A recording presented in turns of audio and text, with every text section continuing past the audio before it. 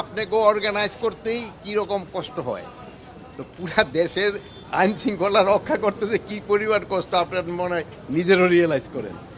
তো আমরা চেষ্টা করতেছি আস্তে আস্তে আইন শৃঙ্খলা পরিস্থিতি যেন আরও উন্নতি যায়, উন্নতি। আর এখানে থানা উদ্দেশ্য ছিল এদের থাকার অবস্থাটারও আপনারা জানেন, তাদের খাবার অবস্থাটা কীরকম, এইগুলি দেখার জন্য, এবং এইগুলিকে কীভাবে আস্তে আস্তে আরও উন্নতি করা যায়।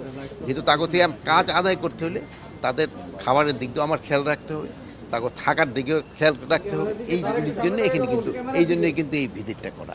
আমরা যতটুকু জানতে পেরেছি যে আপনি বিভিন্ন থানায় পুলিশ সদস্য বদলি করার পরও তারা বিভিন্ন কর্মস্থলে যোগদান করতেছে না, এবং তারা যে কোনো বলেই হোক জোরেই হোক যেটাই হোক তারা থানায় থেকে যাচ্ছে, এবং এইরকম সংখ্যাটা দিন দিন বাড়ছে। আপনার এরকম একটা হিসাব দেন, পোস্টিং হওয়ার পরেও যদি যে যায় নাই তাদের ক্ষেত্রে আমরা অবশ্যই অ্যাকশন নিব।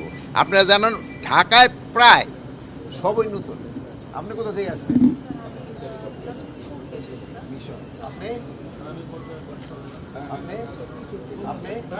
দেখলেন সবই কিন্তু বাইরে থেকে আসছে, আমরা কিন্তু মোটামুটি আপনার সামনে জিজ্ঞেস করেন।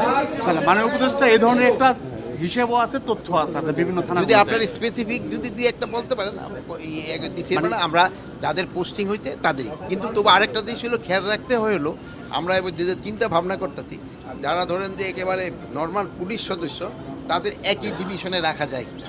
যেহেতু হয় কি ফ্যামিলিটা দূরে থাকলে এখন কিন্তু ছুটির সংখ্যা কম, এরা মনে হয় মাত্র 20 দিন ছুটি পায়, আর এই লিভ পাইলো আরও 20 দিন। ওই 20 দিন ছুটি কিন্তু আমরা অনেক সময় দিতেও পারি না। এই জন্য ফ্যামিলিটা যেন তাড়াতাড়ি দেখা করে সরতে পারে। যেমন ধরেন এখন শুনলেন যে একজনের রেশনটা তার বাসায় ওখান থেকে পৌঁছাতে হয়, তার তো একটা ছুটি দরকার। এখন যদি সে বাড়ি সেই রংপুর বা রাজশাহী হয়, ওখান থেকে একটু সমস্যা হয়।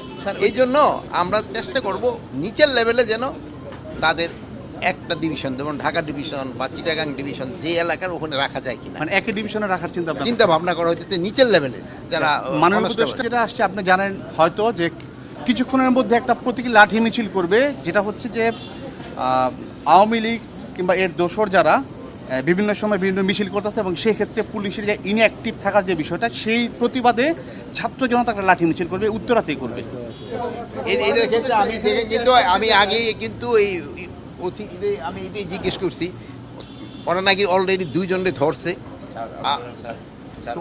আপনি কি মনে করেন পুলিশের এই ইনঅ্যাক্টিভনেস যেটা, সেটা ঘটনাটা সত্য?